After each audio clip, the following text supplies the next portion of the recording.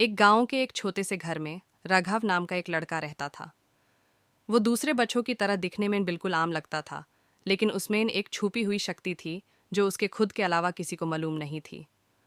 राघव एक जादुई बच्चा था जो पैदा होते ही अपने साथ एक अनोखी शक्ति लेकर आया था। उसके हाथों में छू लेने भर से चीजें अपनी जगह से गायब हो जाती या फिर बदल जाती थी। एक दिन गांव में एक बड़ी समस्या आ गई। गांव के पास के जंगल में एक बड़ी विशाल चिड़िया आई थी जो फसलों को खा जाती थी। गांव वालों को डर लगता था कि अगर इसे रोका नहीं गया तो गांव में अनाज की कमी हो जाएगी। सब बड़े परेशान थे, लेकिन किसी में इतना हिम्मत नहीं था कि वो जंगल में जाकर चिड़िया का सामना करे।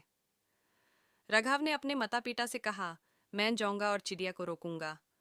उन्होंने मना किया, पर राघव की जिद के आगे वो झुक गए। राघव अपनी छुपी हुई शक्तियों का इस्तेमाल करना चाहता था।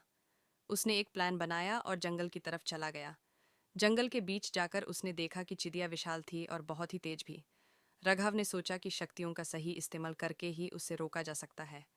उसने अपनी आंखें बैंड की और अपने हाथ से एक बारीक सी रोशनी निकाली।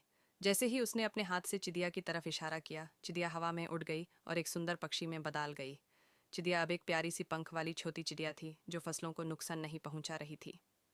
राघव ने समझ लिया कि उसकी शक्तियों का इस्तेमाल सिर्फ तभी फायदेमंद होगा जब वो किसी को नुकसान नहीं पहुंचाएगा, बल्कि चीज़ों को बेहतर बनाएगा। गांव वापस लौटकर उसने गांव वालों को बताया कि चिड़िया अब उनका नुकसान नहीं करेगी। सब लोग खुशी से झूम उठे। गांव के लोग राघव की तारीफ करने लगे, लेकिन राघव ने अपनी शक्तियों को अपना राज ही रखा।